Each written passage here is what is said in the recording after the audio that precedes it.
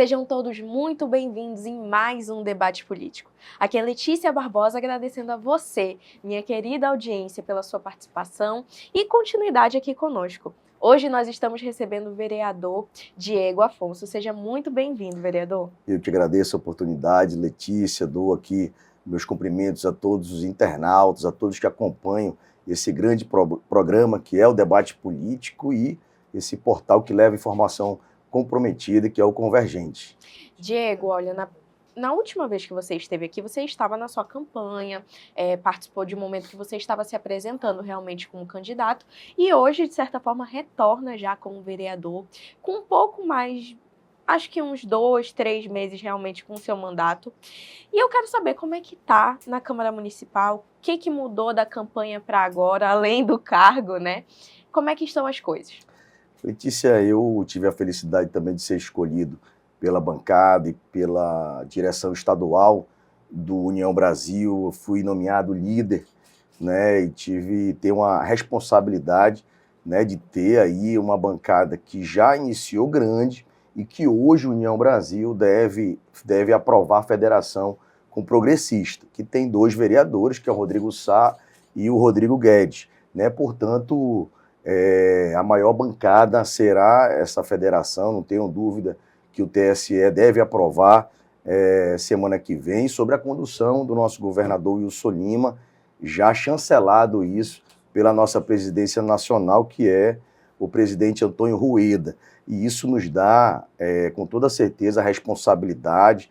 Eu tenho uma gratidão. Você falava ainda há pouco que eu ainda estava me apresentando ano passado como pré-candidato, fui reeleito. Sim. Uma votação expressiva. Isso não me envaidece, mas aumenta a minha responsabilidade mais ainda, né, com a população da minha cidade. Então, com a mesma independência, né, você sabe que eu fiz na legislatura passada uma oposição muito forte à atual administração e a gente continua com essa mesma independência, fazendo, cobrando, para que a população possa ter dias melhores e possa viver com dignidade na nossa cidade. Olha, apontando aqui, fazendo essa correção para o nosso público, você, na verdade, está no teu terceiro mandato, certo? Isso. E, inclusive, dentro dos bastidores, a gente já vai adiantar um pouco aqui. A gente tem muita coisa para conversar sobre seu mandato, sobre questões de bastidores, Prefeitura de Manaus, porque você segue no seu posicionamento, né, de oposição.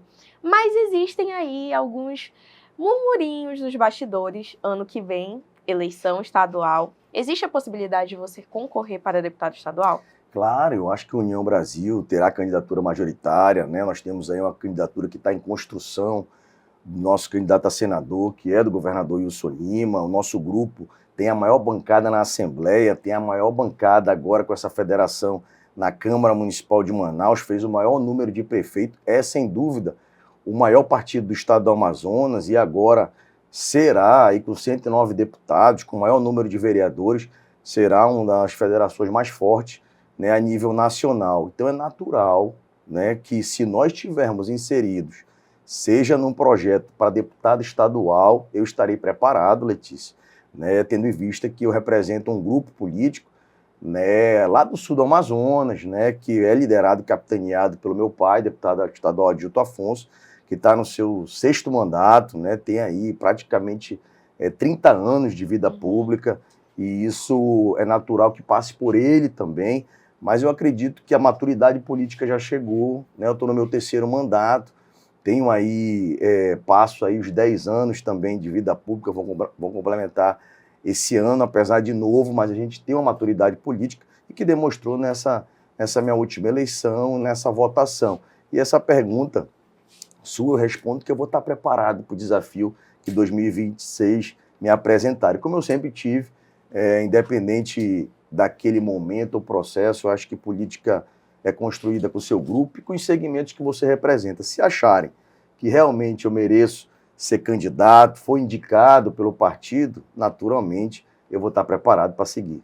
Você trouxe um ponto que nos bastidores já vinha caminhando, que é a situação do governador Wilson Lima possivelmente vir como candidato para o Senado, mas até o momento não havia sido confirmado por nenhum integrante do grupo como um todo. Você fez essa colocação há pouco. É certeza absoluta que o Wilson Lima vem para o Senado? Na última reunião que eu tive, inclusive com a nossa bancada, o governador reafirmou, é candidato pela União Brasil, e assim a gente vem construindo, né, uma eleição, o governador sempre de forma muito democrática, né, tem um diálogo aberto com a Câmara. Eu sempre digo que liderar uma bancada grande como essa, de grandes lideranças estaduais e do governo do estado, não é uma tarefa muito fácil, mas fica simples quando nós temos entregas significativas naquilo que nós defendemos e principalmente do que nós nos comprometemos na eleição governamental em 2022. Então, governador, é natural, eu nunca vi nenhum governo, nenhum governador, ainda mais com a votação histórica que o Wilson Lima sempre teve, com o que ele teve na reeleição e com o que ele está entregando, né, para a nossa cidade, para o estado do Amazonas. Então é natural que o governador mantenha sua candidatura, é candidato a senador, né, e a gente vai com toda certeza aí apoiá-lo e construir uma candidatura aí com a Câmara Municipal e com as lideranças do nosso grupo. Diego Afonso, agora a gente vai falar um pouquinho sobre a Câmara Municipal de Manaus. Nós já iniciamos o ano com diversas polêmicas, né, relacionadas aí a alguns projetos de lei que deram andamento. Dentre eles, a Câmara aprovou o projeto de lei número 034/2025, que propõe ampliar de 25% para 40% o percentual de remanejamento de recursos municipais sem a necessidade de autorização legislativa. O senhor votou contra, mas ainda assim, né, o projeto, ele seguiu à frente. Como é que você vê essa situação? Hoje a base do prefeito é a maioria, né, e aí ele se prevalece disso. Mas por que eu votei contra? Porque a gente vê as prioridades da atual administração, eles arrecadam muito bem, isso em tudo, em PTU, né, não se concede nenhuma anistia, e eu digo isso porque eu sou vereador de projetos que concederiam anistia, por exemplo, à Agência de Fomento do Estado. E eles arrecadam muito bem, mas gastam muito mal. E antes dele mandar essa matéria, eles, na Comissão de Orçamento e Finanças que eu faço parte, foi apresentado um orçamento em que a Prefeitura ultrapassa os 4 bi de endividamento. E a gente percebe aí os distritos de obras sem nenhum material. O distrito de obras, se a gente sair daqui agora e for no distrito de obra aqui da Zona Oeste, não tem areia, não tem cimento, e a prefeitura largada aos traços. Com um endividamento desse, a gente aprovar uma matéria que é um cheque em branco para a administração municipal, para o chefe do executivo, isso foi uma conquista que nós tivemos na legislatura, na 18ª legislatura, presidida pelo vereador Caio André, dessa redução do remanejo para que a Câmara tenha um controle maior sobre o orçamento e fique mais fácil da gente fiscalizar esses remanejos que ele faz ao seu belo prazer, não priorizando os problemas da cidade, como já citado aqui por mim ainda há pouco. Então fui contra, disse duramente que era um cheque em branco. A Câmara estava aprovando ali um retrocesso e aprovaram naturalmente, né? Mas graças ao Convergente aqui, alguns portais foi publicado isso. É importante colocar estampado quem são os vereadores que realmente têm compromisso com a máquina pública, têm compromisso com o dinheiro público e principalmente contra os desmandos aí da Prefeitura de Manaus. Olha, nesse início de ano, o prefeito de Manaus ele já veio com o posicionamento que iria pedir novamente mais um empréstimo bilionário de 2 bilhões. E dentro dessa situação que você falou do endividamento, você também citou que a base de apoio da prefeitura é muito grande em comparação à oposição. Como é que você acha que isso vai andar? Tudo que eu escutei ainda foi pela imprensa e pelo líder dizendo que vê caminho aberto. Olha só, caminho aberto. Eles aprovaram o remanejo, portanto, uma matéria que não era necessária e de forma muito assodada, né, eles aprovaram esse a toque de caixa.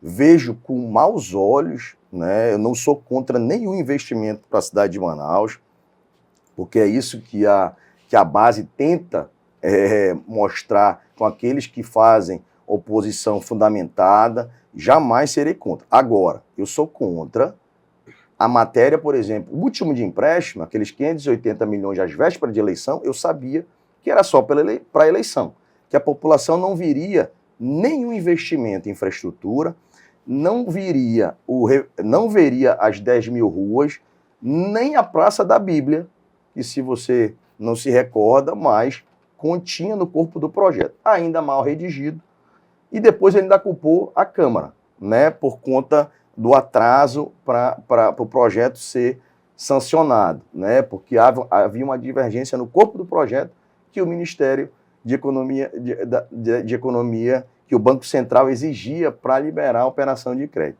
Então, ali foi uma prova de que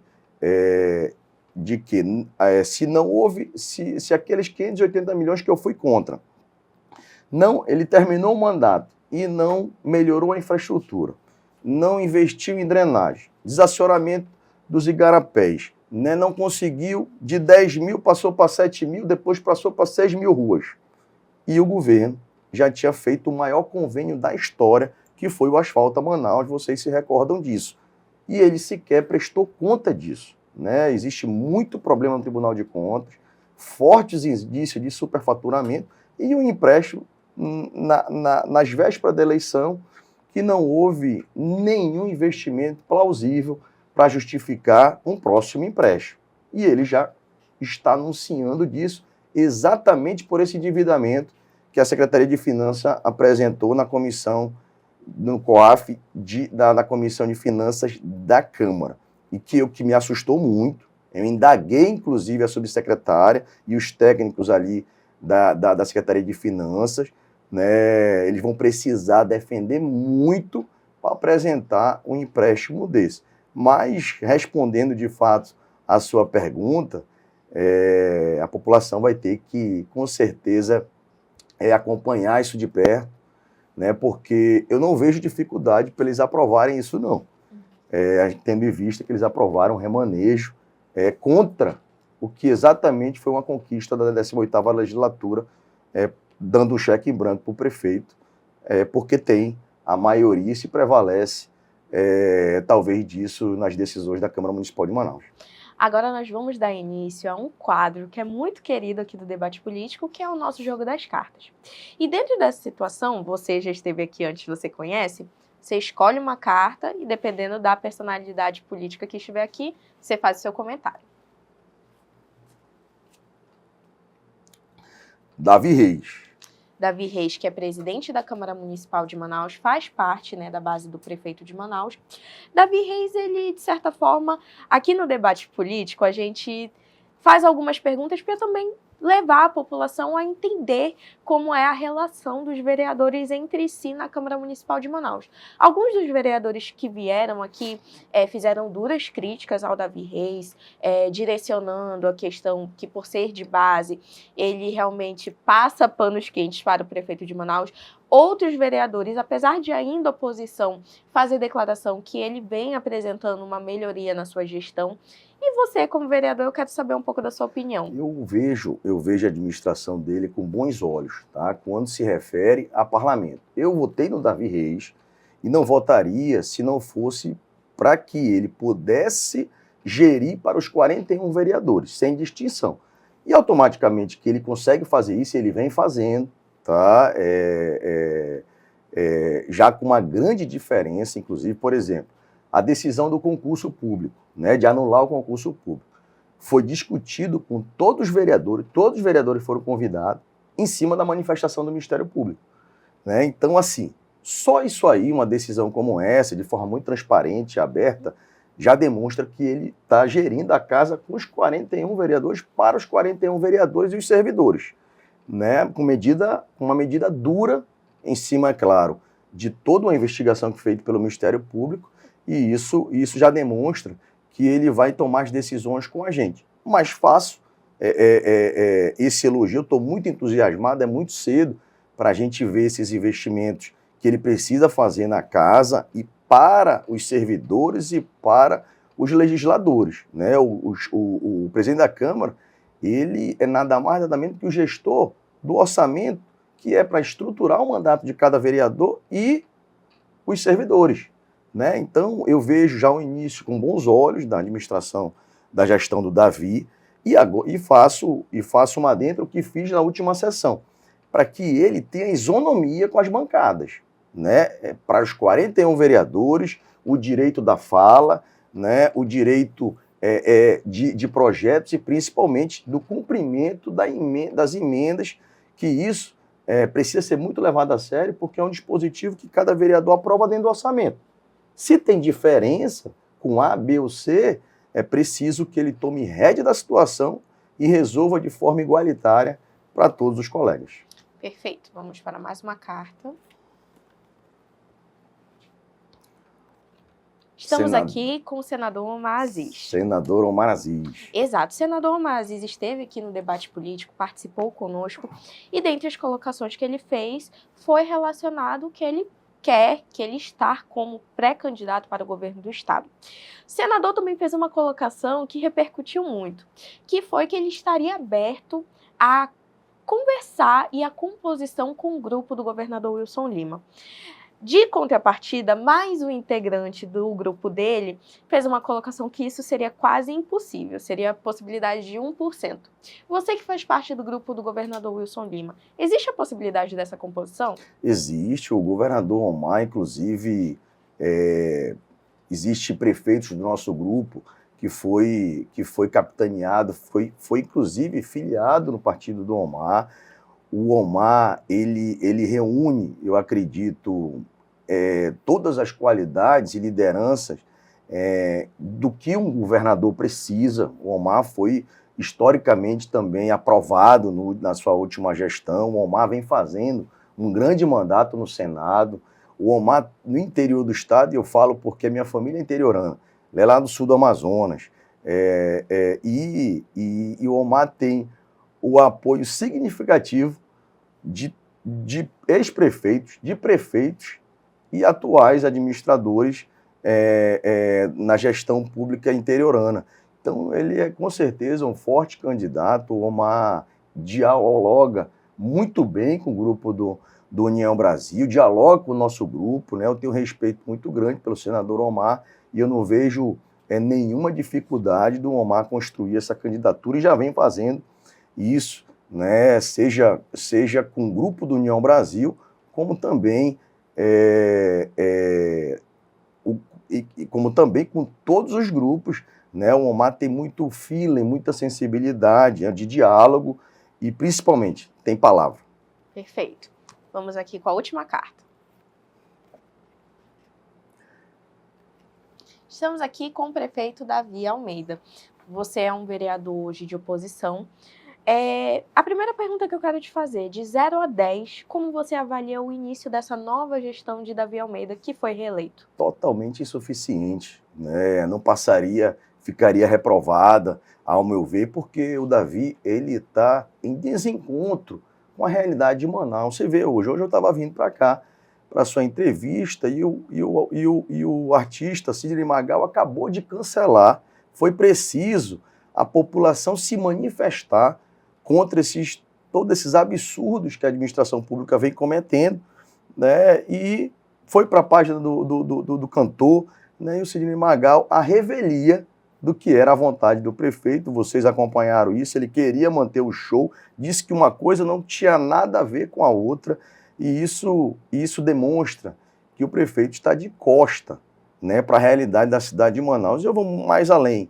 Os serviços básicos que a prefeitura gerencia estão insuficientes, né? E é por isso que a gente não consegue ver a prefeitura conseguindo tapar buraco. Se você for no interior do estado do Amazonas, os municípios estão melhores que Manaus. Melhores que Manaus. E aí, aí você sabe, aí Manaus começa, de fato, cair cada vez mais nos índices, né, de melhoria da qualidade de vida. Isso eu sou contra, né? Não tenho absolutamente nada de questões pessoais com o prefeito. O que eu tenho é contra as prioridades da administração dele, que se ele tivesse tomado desde o início da sua posse o que ele leu na mensagem, a realidade de drenagem, a realidade dos nossos igarapés, a nossa infraestrutura estaria, com toda certeza, em outra realidade. E não é o caso. toda semana nós temos alagações, nós temos desmoronamento, nós temos aí, que eu quero até aqui me solidarizar com a família da líder Sâmia, do Fazendia 2, que com certeza não queria estar no local, mas foi acomedida da grande tragédia dessa semana. E assim, quando começa a chover,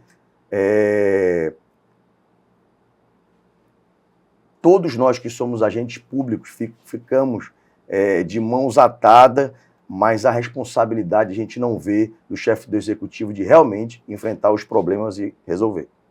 O senhor fez algumas colocações também em relação às situações muito infelizes que nós estamos vivendo aqui na cidade de Manaus.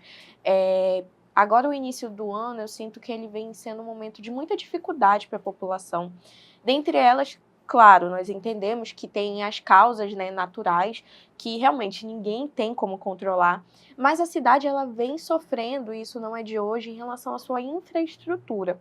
Então, hoje o prefeito ele é alvo, né, do Ministério Público aqui do Amazonas, assim como também do Ministério Público Federal, em denúncias que estão voltadas à questão da improbidade administrativa. Dentro disso, vereador, eu quero saber quais são as ações que os vereadores e a Câmara Municipal de Manaus estão realizando em relação a isso. Ainda está toda uma polêmica gerada por conta da viagem que o prefeito fez para o Caribe. A população, ela realmente vem apresentando uma revolta, querendo entender como foi realizada essa viagem, com quais recursos foi realizado, e até o momento não houve nenhuma explicação. E eu estou perguntando isso porque a Câmara Municipal ela fiscaliza a prefeitura.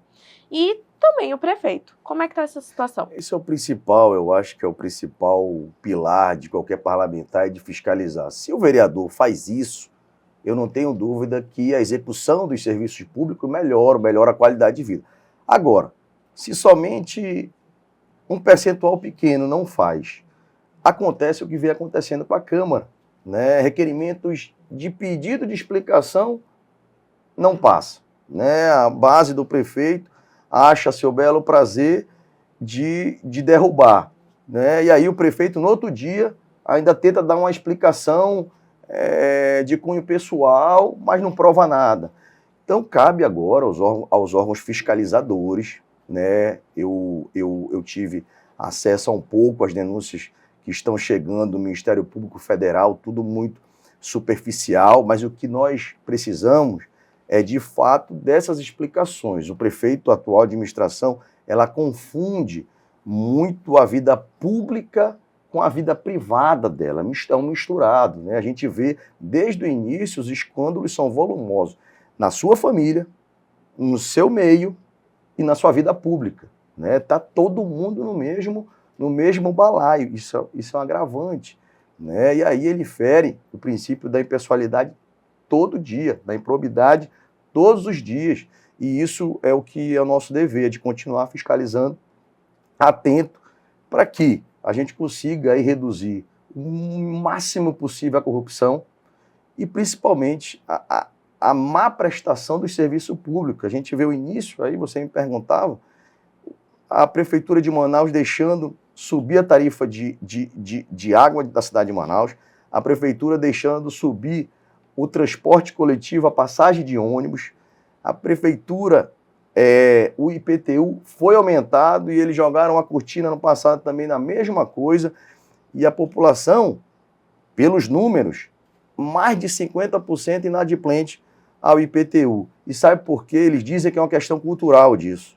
Não é uma questão cultural. Quando tu tem um aumento excessivo do teu IPTU e tu não vê o asfalto chegar, tu não vê o saneamento chegar, tu não vê melhoria em nada de infraestrutura na cidade, porque é só dar uma chuvinha, que você sabe que a frente da sua casa vai alagar, que vai estourar uma rede de drenagem, que vai ficar aquela lagoa, aquela cratera na frente da tua rua.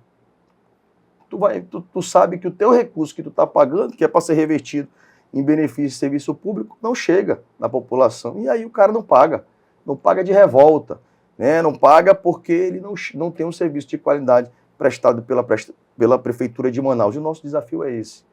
Enquanto eu for vereador, eu vou sempre lutar para que os serviços públicos melhorem na ponta. Senão não tem porquê eu ter mandato. Eu realmente, e é por isso que eu afirmo que o prefeito está descostas aos problemas da população. Vereador, infelizmente o nosso tempo é curto, a gente vai caminhando para o final da nossa entrevista, mas eu deixo esse espaço aqui tanto para o senhor falar com a nossa audiência, quanto para lhe perguntar. Nós estamos no início do ano, vem sendo já um ano um tanto quanto difícil, imagino que para os vereadores que estão aí trabalhando em prol da população, quanto para a gestão pública como um todo, né? Estamos enfrentando vários desafios. Quais são suas expectativas para o ano? E abro também esse espaço para o senhor deixar uma mensagem para a população. Eu espero que a gente consiga resolver as pautas que nós defendemos, né, da regularização fundiária, de habitação e interesse social, de infraestruturas que a prefeitura precisa enfrentar, porque senão todo inverno vai ser essa problemática. E eu acho que são essas pautas que a gente precisa avançar, e eu não sou de criticar, mas sem trazer a solução, de trazer recursos para a cidade de Manaus. Eu sempre aponto a solução e é nisso que eu vou continuar acreditando e defendendo para a cidade de Manaus. Eu quero, mais uma vez, agradecer aqui a oportunidade que o debate político convergente está me dando, Letícia. O meu mandato sempre vai ser transparente, pautado naquilo que eu acredito, em cima do que a população me traz todos os dias. Eu abro aqui esse canal também sempre para que a população nos mande através das nossas redes sociais, através do nosso canal de comunicação e através do nosso Gabinete 21,